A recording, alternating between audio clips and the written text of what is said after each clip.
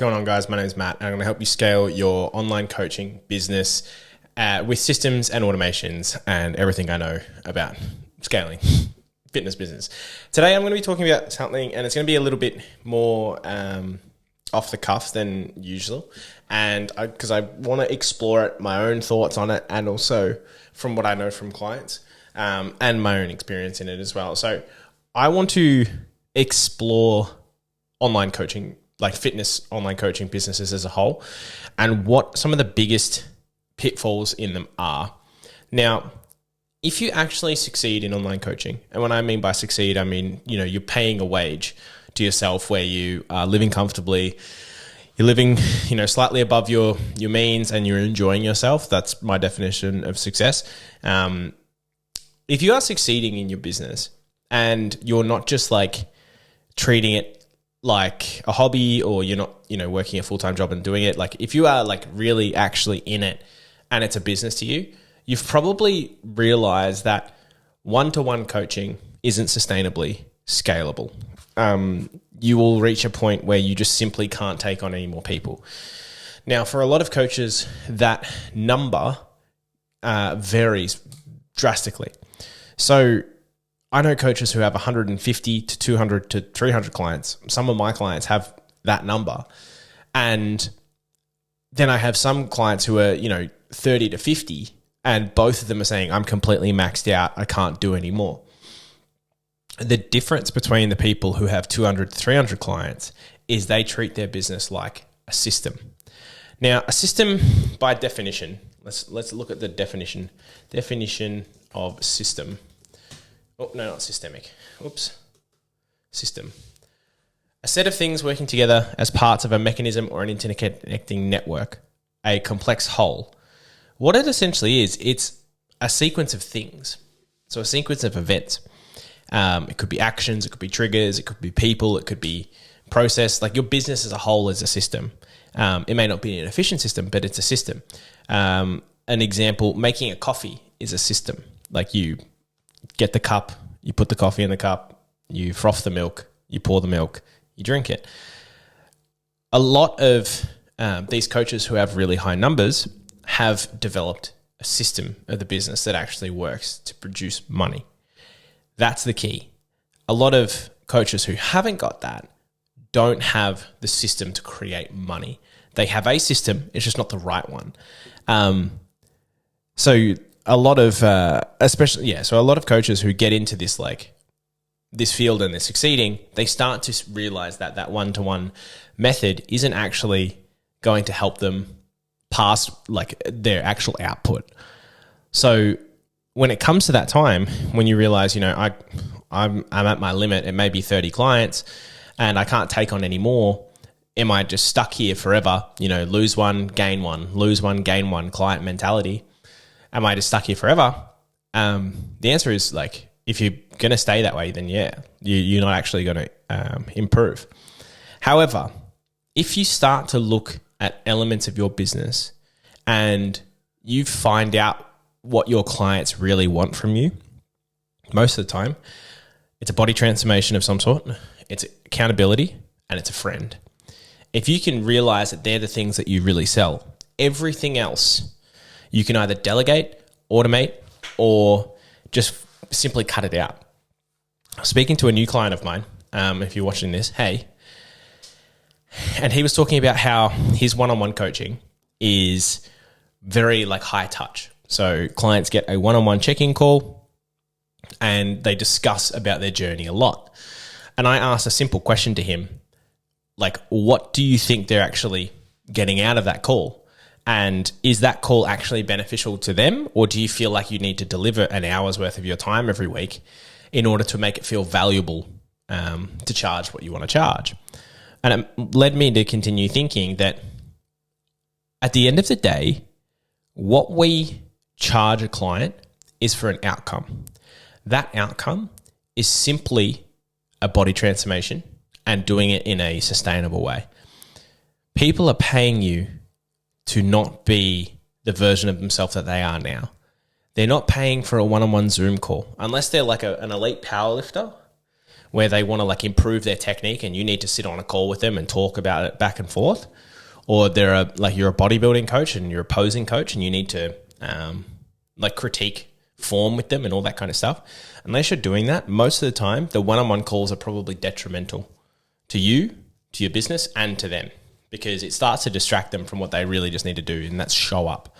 The best coach that I had in terms of getting me results checked in with me once a week. And he checked in with me once a week. He told me exactly what I needed to do for the next week in a text message, and he reviewed my training videos whenever I sent them through in a batch, but it was usually not immediate. And it was the best results that I got, and I was totally happy to continue paying him for a very long time. So when it comes down to it, we look at like different elements of the business. Let's just map these out. You've got like marketing, so your lead acquisition, your content, all of that kind of stuff. You've got sales, and you've got fulfillment. And if we look at these, under them, obviously they have extra steps, I guess. So you have like lead ac, you've got like funnel building, content, etc. You've got all of the different tasks, right? You should be looking at these tasks and saying, which one can someone else do? So if you do sales, right? If you take on, if you do one-on-one calls, can you implement a triage call that someone else can do on your behalf that you don't have to do? So you only take calls with more qualified prospects. Can you hire a closer? Can you hire someone to set in your DMs? Can you hire someone to audit your pipeline and see if there's any leads that didn't convert and cold call them? Can you have a cold caller? Can you have someone doing these things in your business that are repeatable that isn't you? For fulfillment, for example, can you set up a really good onboarding that sets up training programs and like meal plans?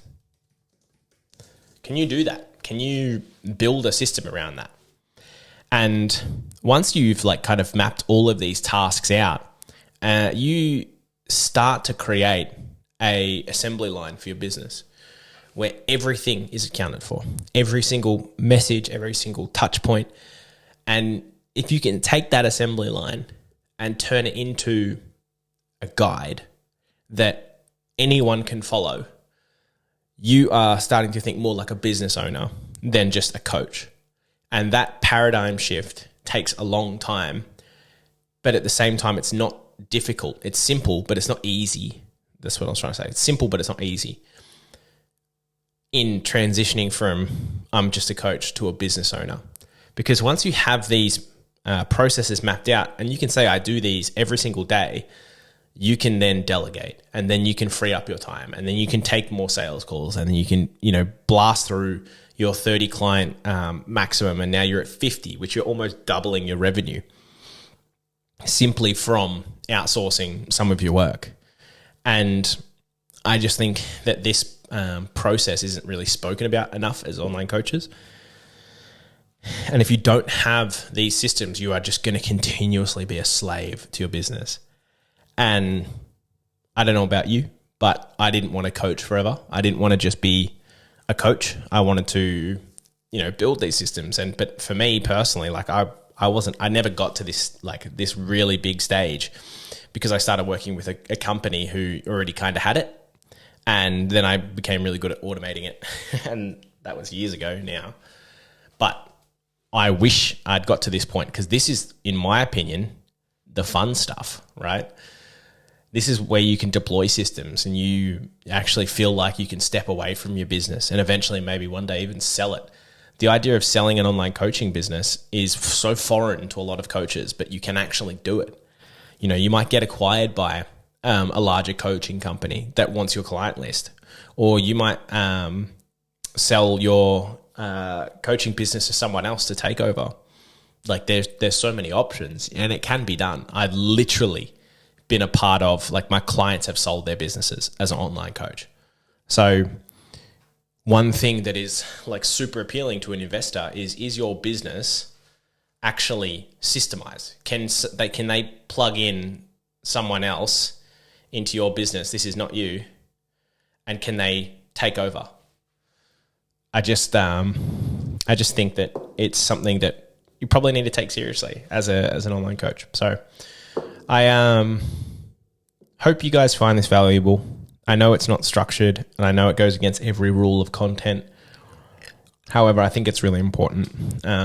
Most guru don't talk about this kind of thing. So if you need more information about automating your business, feel free to jump in, book a call, or join the school group. Send me a message. I'll speak to you soon.